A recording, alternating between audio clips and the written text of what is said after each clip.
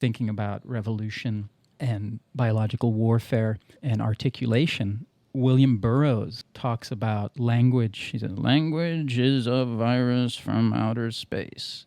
I think it's a virus from inner space, but it is viral, and it does have the ability to propagate ideas if you can articulate them. And like my mode of operation is where the limits of language meet the fringes of reality. I try to push language to its limits to see how it's going to behave when it's pushed upon unspeakable terrains, and oftentimes it will speak in multiple entendres, or it'll start behaving kind of like the elves that McKenna describes, like doing backflips. It starts flapping its wings to see if it can fly.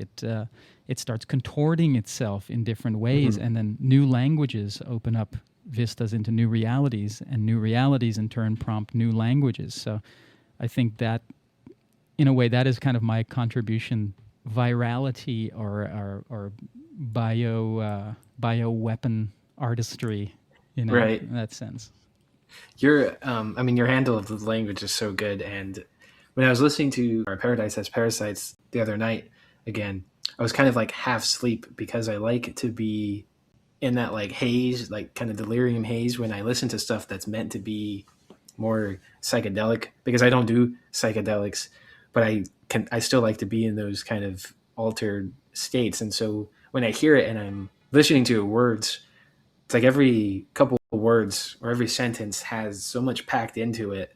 At least for me, it's not overwhelming, but it's definitely like it's a lot to listen to, because I know the effort you put into these connections and words, these similes and metaphors and rhymes and whatever the other terms of language are. But you have all of this kind of playfulness in the words that really do take you on that journey, that make you feel like you're there. But it's also, and I think this has to do with just how we process information, especially with language, because language is so seeped into so many different neural circuits. When we are immersed into that storytelling, that information is like bouncing around to all these different senses. So you're getting not just the experience of what this person's saying, it's connecting to all your different experiences, all your memories, as in all my memories, all my experiences. It's hitting all these different aspects of the brain. And so that's something that's interesting with language. If you're trying to like kind of weaponize it or use it in ways to convince people, which is kind of what advertising does, is it's trying to subliminally get you on board for all of this. But you can also take that same It's ability. And black magic, advertising yeah, is pure black magic.